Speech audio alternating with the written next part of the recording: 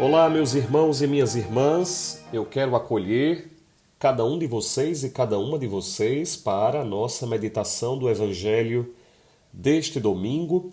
Desde já quero convidar você a curtir, compartilhar esse comentário.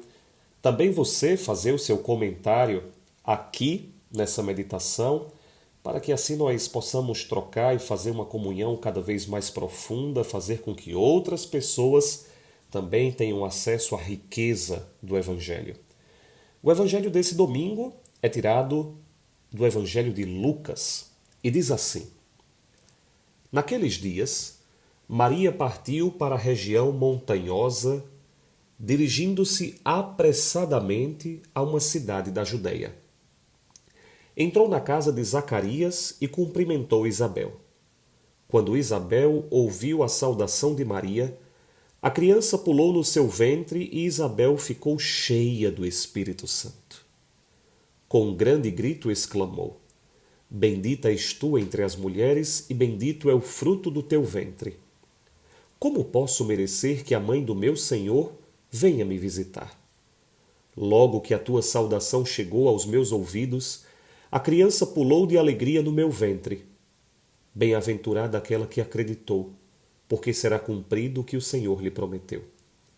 Então Maria lhe disse: A minha alma engrandece o Senhor, meu espírito se alegra em Deus, meu Salvador, porque olhou para a humildade de sua serva. Doravante todas as gerações me chamarão bem-aventurada, porque o Todo-Poderoso fez grandes coisas em meu favor. O seu nome é santo e sua misericórdia se estende de geração em geração a todos os que o respeitam. Ele mostrou a força de seu braço, dispersou os soberbos de coração, derrubou do trono os poderosos e elevou os humildes. Encheu de bens os famintos e despediu os ricos de mãos vazias. Socorreu Israel, seu servo, lembrando-se de sua misericórdia conforme prometera aos nossos pais, em favor de Abraão e de sua descendência para sempre. Maria ficou 3 meses com Isabel. Depois voltou para casa. Meus irmãos, Nossa Senhora hoje está no centro desse evangelho porque hoje é a solenidade da Assunção de Nossa Senhora. Bendita seja a grande Mãe de Deus, Maria Santíssima. E bendita seja a Igreja de Cristo, que dá a Maria, dá a uma mulher o papel que ela merece no plano da salvação. A solenidade da Assunção de Nossa Senhora nos ensina, proclama ao mundo inteiro que Maria foi assunta ao céu de corpo e alma. Vejam, é o dogma, um dos dogmas mais recentes na história da Igreja. Durante anos e anos, isso foi trabalhado e compreendido pelos cristãos para que eles entendessem o que significava a compreensão que já na Igreja primitiva havia de que Nossa Senhora não poderia ter morrido. Ou não poderia ter morrido como nós compreendemos a morte física. Eu vou explicar. Lembrem, Nossa Senhora, ela foi concebida sem o pecado original. Atenção, nós católicos cremos nisso. Nossa Senhora foi concebida sem pecado original. E por quê? Porque Jesus era Deus. Jesus não podia ter pecado original. E como é que o pecado é transmitido de geração em geração? Pela herança dos pais. Vejam, Adão e Eva pecam. Claro, Adão e Eva aqui são figuras míticas. Os primeiros seres humanos pecaram e esse pecado vai sendo transmitido de geração em geração até nós. Os meus pais me transmitiram o pecado original. Os pais dos meus pais lhes transmitiram o pecado original. Os pais dos meus avós lhes transmitiram o pecado original. Veja, é como uma herança genética espiritual. Nós, de geração em geração, vamos passando para as próximas gerações esse código genético de pecado original. Jesus não podia ter pecado original. Portanto, Deus precisou tirar qualquer possibilidade de pecado em Nossa Senhora. Por quê? Porque lembrem, Nossa Senhora concebe do Espírito Santo. O Espírito é santo, não tem pecado. Mas Nossa Senhora, atenção para o que eu vou dizer, se fosse uma mulher como todas as outras, transmitiria o pecado para o seu filho Jesus. Meus irmãos, Nossa Senhora não é uma mulher como todas as outras. Nossa Senhora foi preservada do pecado original. Sim, Nossa Senhora foi concebida sem pecado original. Em Nossa Senhora não existem as desordens do pecado original. Cuidado! Não é que Nossa Senhora é deusa. Atenção! Nossa Senhora é humana, mulher como todos nós. No entanto, nela não existe a desordem do pecado. Nela não existe separação de Deus. Nela não existe ruído da presença de Deus. Nela, Deus se manifesta de uma forma completa. Nela, a graça de Deus atua de forma admirável e completa. Em Nossa Senhora não existe o pecado original. Cuidado, isso não significa que ela não poderia ter assumido um estilo de vida diferente do que Deus havia escolhido para ela. Por quê? Porque o fato dela ter sido preservada do pecado original não lhe tira a liberdade dos filhos de Deus. Então, o grande desafio de Nossa Senhora foi ter recebido uma graça tão grande e ter mantido essa graça tão grande. Atenção, cristãos, assim como nós.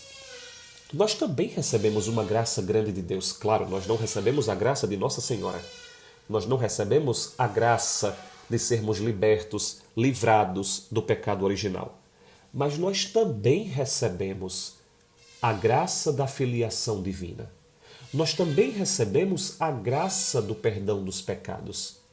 E nós temos que fazer o esforço, como Nossa Senhora fez, de manter essa graça, de lidar e manter essa graça. Essa é uma das grandes maravilhas de Nossa Senhora. Ela recebeu uma enorme graça, a graça de ser preservada do pecado original, e ela manteve a fidelidade dessa graça. O que tem a ver o fato dela ter sido concebida sem pecado original, um outro dogma, o dogma da Imaculada Conceição? O que significa o fato de Nossa Senhora não ter sido concebida sem pecado original?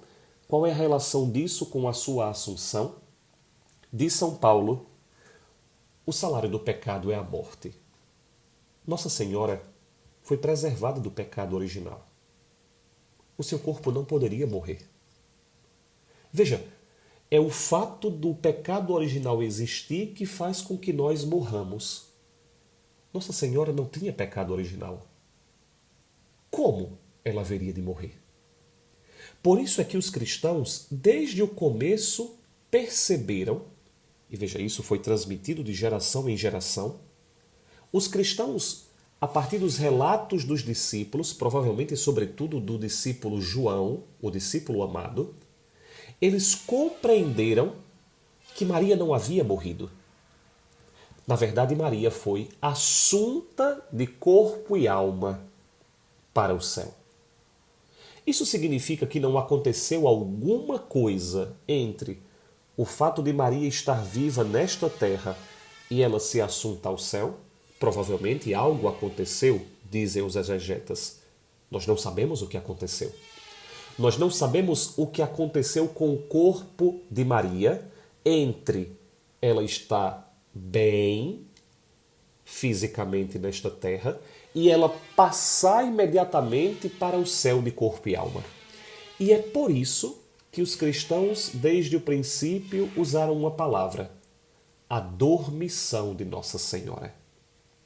Se você já escutou falar nessa expressão, a dormição de Nossa Senhora, você agora entende o que isso significa. Os cristãos, não encontrando uma outra palavra, não podiam falar de morte, mas também não podiam dizer que nada aconteceu. Então, por isso, eles dizem a dormição do corpo de Nossa Senhora. O corpo de Nossa Senhora mudou e ela foi assunta ao céu de corpo e alma. Gabriel, é razoável crer nisso? Cristão, é razoável crer que na consagração o pão se torna corpo, o vinho se torna sangue? Cristão, é razoável crer que quando nós somos batizados, nós nos tornamos filhos de Deus? Cristão, é razoável acreditar, é razoável imaginar que quando nós morremos, nós ressuscitamos? Portanto, a pergunta não é razoável, apesar de logicamente, pelo que está prescrito, sim ser lógico. Mas a questão aqui não é de lógica racionalista, mas de fé. Nossa Senhora viveu pela fé. E é isso que nós vemos no Evangelho de hoje. Ela recebe a visita de um anjo. É razoável crer que um anjo aparece para mim? Pode ter pensado Nossa Senhora. Mas ela crê. É razoável que ela vai conceber sem a participação de um homem? Mas ela crê. É razoável que ela deve ir grávida até sua prima Isabel para servir a ela? Mas ela crê. É razoável que a partir do momento em que ela saúda Isabel, ela se sente cheia do Espírito Santo? Mas ela crê. É razoável que ela, tão pequena, pode ser olhada pelo Altíssimo, como ela diz hoje? Mas ela crê. É razoável que uma mãe olhe o seu filho sendo crucificado e ela permaneça de pé? Mas ela crê. É razoável que no sábado todos os discípulos tenham fugido e Nossa Senhora continue crendo? Mas ela crê. Porque Nossa Senhora acreditou, diz Isabel hoje, porque ela acreditou, ela se tornou o que se tornou. Cristãos, se nós crermos como Nossa Senhora acreditou, nós nos tornaremos semelhantes a ela.